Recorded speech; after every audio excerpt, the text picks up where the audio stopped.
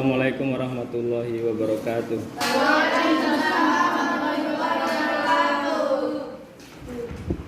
Saya absen ya. Ajeng Putri, Alfiatur Rahmada,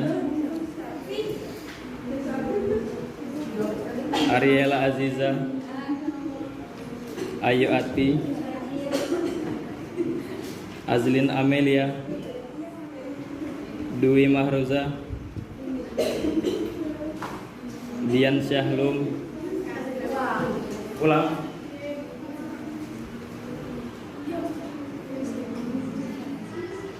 Dwi Vivi, Fadila Audia, Paradila Riandini, Firly Tahana, Fitria Kotrunada, Hestiana Dwi, Intania Rahmawati, Leni Aprilia, Milsa Agustin, Munjida Amalia, Nabila Nur, Naila Octavia, Naisa Dwi Aulia, Natasha Salwa, Aurela, Nerina Pebi, Nida Hairani, Niha Zakia, Nila Sabila, Oktania Putri, Oktania,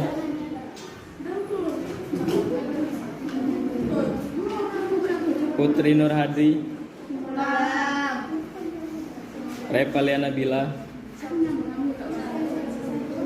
Rizka Zaskia, Ruby Salma, Salimah Takia, Saptarina Putri, Silvia Aisyah, Uswatun Hasanah, Viena Hoiruna, Zakia Nur Syahbaniar. Silakan kelompok 1.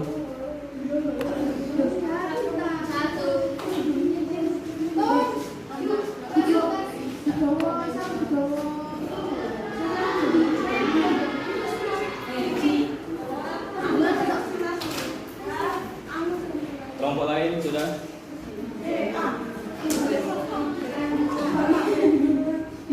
Assalamualaikum warahmatullahi wabarakatuh.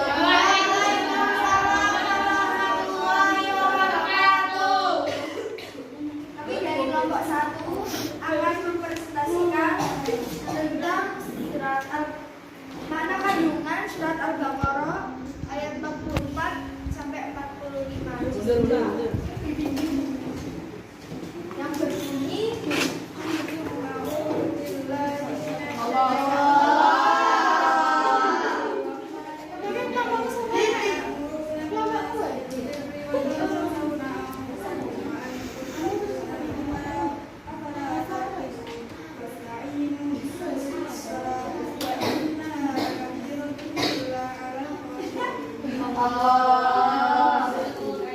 Lakukanlah sabar dan sholat sebagai penolongmu, dan sesungguhnya yang demikian itu sungguh berat kecuali bagi orang-orang kufur. Dan ayat. Sebab turunnya ayat ini adalah karena dahulu katakan orang lain saudaranya untuk tetap. Secara spesifik, ayat ini juga menjadi pegangan bagi para pendakwah, dai atau mubalik, agar atau aman maklum dan juga kita harus masukkan lagi memenuhi 5 syarat, yaitu berilmu, ikhlas, terus rendah hati, sabar, dan harus mengerjakan apa-apa yang dianjurkan kepada orang lain. Jadi pada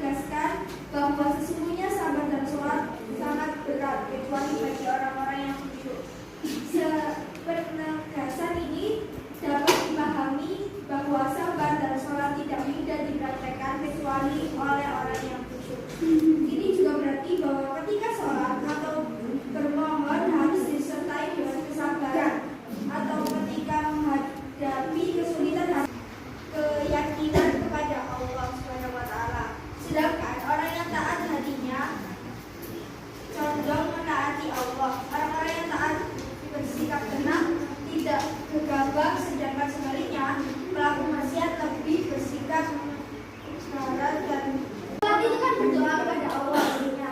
Jadi kita itu juga harus sabar gitu dalam berdoa. Meskipun itu kayak kita itu merasa kok gak dikabul-kabulin permintaan kita itu harus sabar dan tabah, karena akan ada waktu yang tepat untuk Allah mengabulkan doa kita. Sekian presentasi dari kami. Apakah ada Ya silahkan kalau ada yang ingin bertanya. Ya boleh tak kok? Boleh bertanya? Silahkan tanya.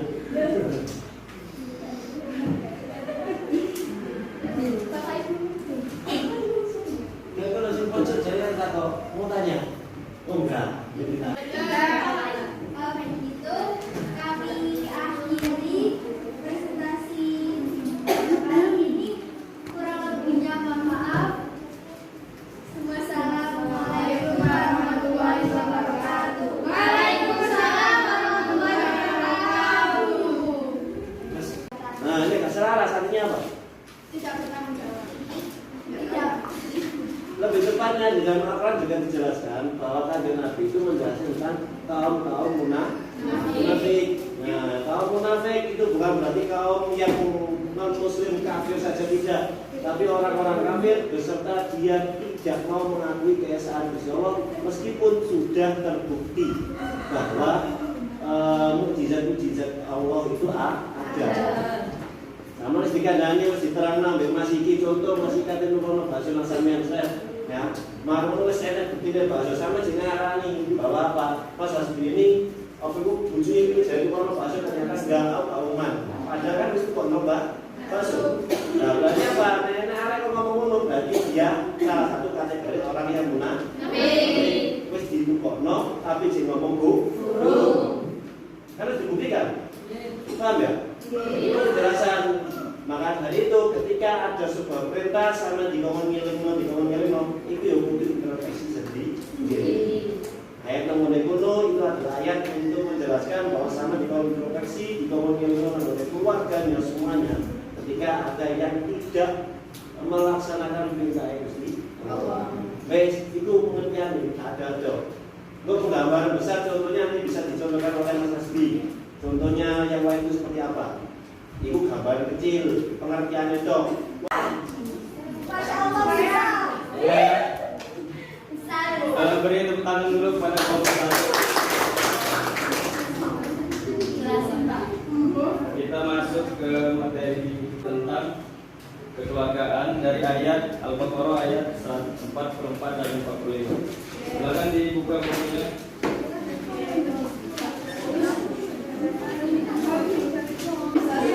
Silakan dibaca ayat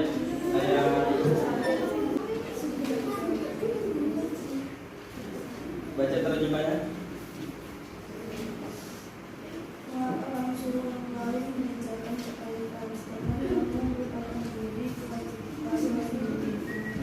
Padahal kamu membaca Alkitab dari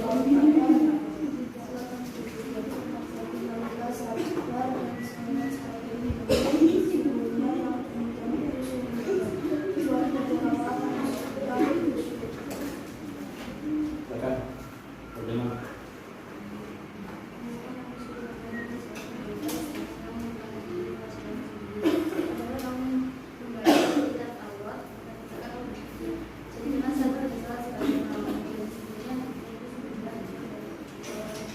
Selanjutnya itu di sana ada kosakata atau pengertian dari kata-kata tersebut. Kata murun dan nasabil birri. Di sana ada kata birun. Ada yang tahu arti birun? Kebaikan. Ya, kebaikan. Kebaikan di sini kebaikan apa?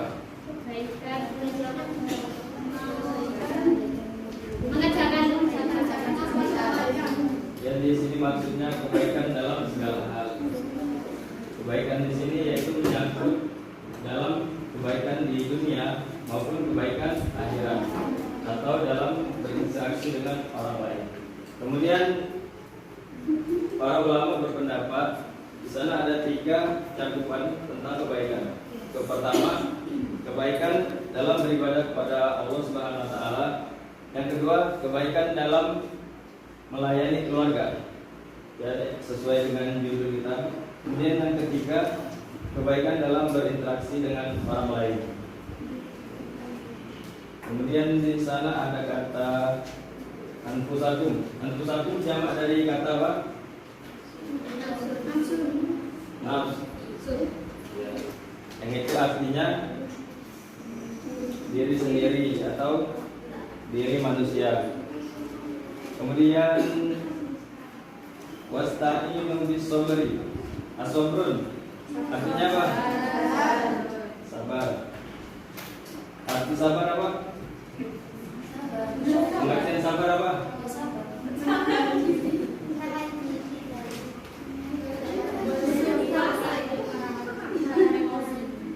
Ya, sabar yaitu menahan diri dari segala sesuatu yang tidak berkenan di hati. Ya, makanya kita harus sabar. Kemudian ada kata as-sholat. Sholat apa artinya?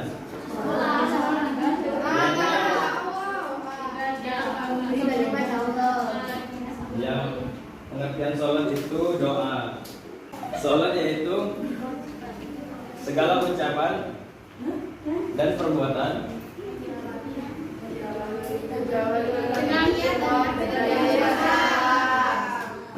ya betul. Dengar sebentar. Sholat yaitu segala ucapan atau perbuatan yang diawali dengan takbir dan diakhiri dengan salam. Yang terakhir khosyin, khusyuk. Apa artinya? Khusyuk itu artinya apa? Khusyuk itu ketenangan. Ya, ketenangan diri atau ketenangan hati. Yang sudah dijelaskan oleh teman-teman tadi, apakah sudah mengerti?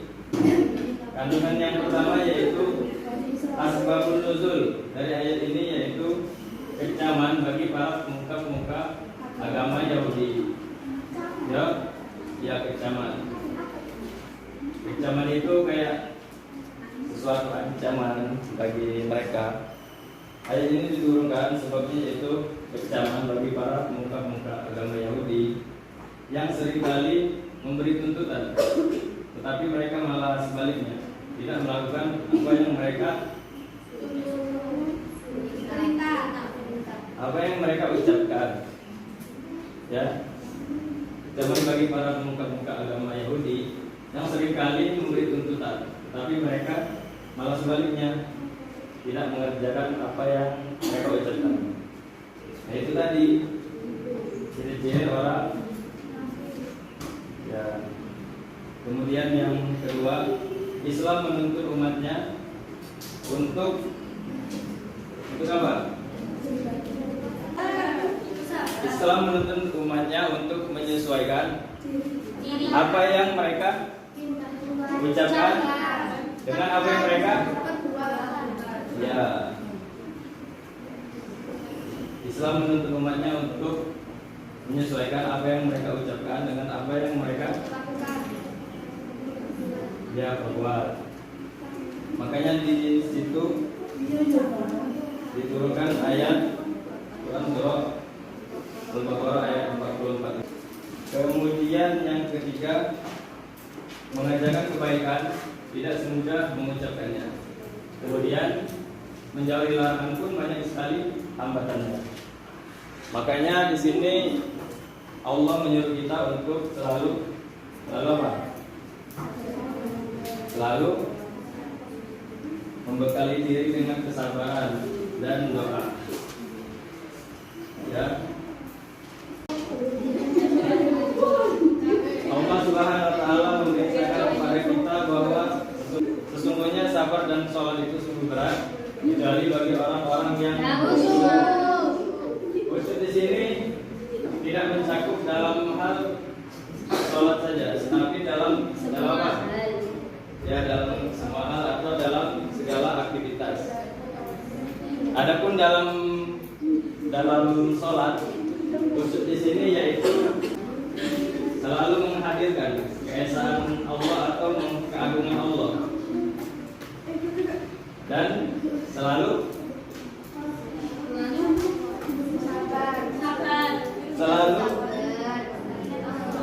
dan kita selalu merendahkan diri di hadapan Allah Subhanahu wa taala. Makanya di situ pengertian dari khusyuk dalam hal sholat. Itu, Lara. Yang pertama.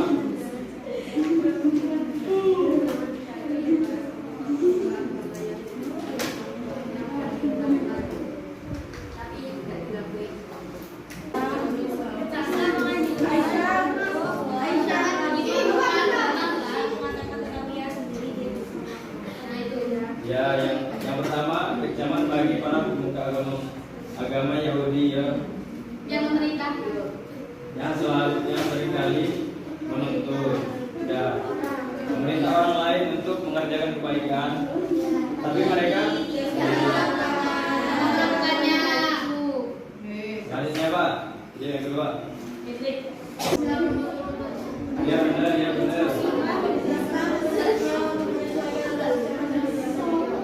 Ya, Islam menuntut umatnya untuk menyesuaikan apa yang mereka ucapkan dan apa yang mereka katakan. Habis. Tapi paham kan? Pak, hari Kamis itu nanti sama tafsir. Emang kenapa lu tafsir?